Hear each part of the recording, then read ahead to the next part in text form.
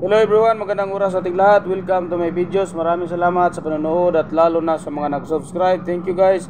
At kung bago ka pa lang dito sa aking videos, huwag kalimutan mag-like, comment, share, and subscribe para updated ka sa aking mga bagong upload na mga videos na mayroong magagandang kasaysayan at halaga tungkol sa ating mga barya. So guys, kilalanin natin ang coins ng Malaysia, tinatawag na 20 Sen Agong 1981. So ito yung pictures na guys, issuer Malaysia period Federal Elective Constitutional Monarchy 1963 ang kanyang date.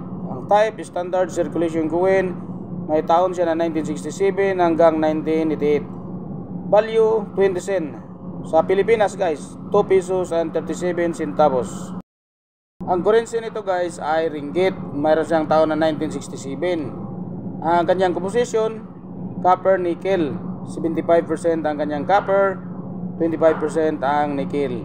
So may timbang rin siya na 5.65 grams at 23.5 mm ang kanyang diameter.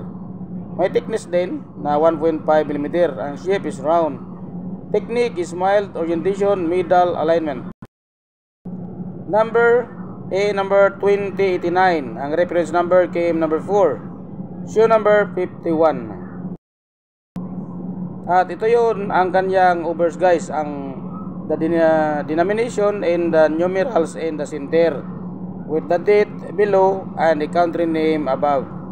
Mayroon siyang script na Latin at ang kanyang lettering is Malaysia 20 Sen 1981. Ang gumawa ito guys, ang engraver si Geoffrey Coley. At ito rin yun guys, ang kanyang reverse Parliament House. Mayroon siyang script na Latin, ang lettering GC. At si Geoffrey Coley din ang gumawa nito sa engraver. So ang edge niya is 3D. Mint naman ay Royal Mint, Tower Hill, London, United Kingdom. Ang taon ay 1810 hanggang 1975. Shah Malaysia 1967. So FM, the Franklin Mint, Wawa, Pennsylvania, United States 1964 ang kanyang date.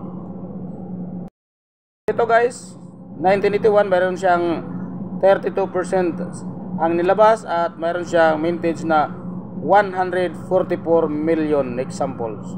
Kanyang about uncirculated is 28 pesos at ang kanyang uncirculated is 28 pesos din. So galing yan guys, ang ating information galing sa innomista.com.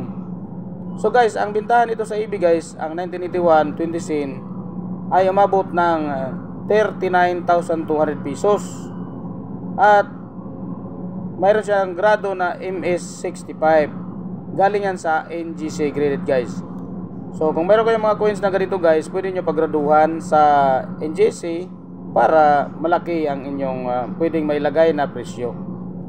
So yan guys, maraming salamat sa panonood at huwag kalimutan mag-like, comment, share, and subscribe para updated ka sa aking mga bagong upload na mga videos tungkol sa mga barya. God bless ating lahat.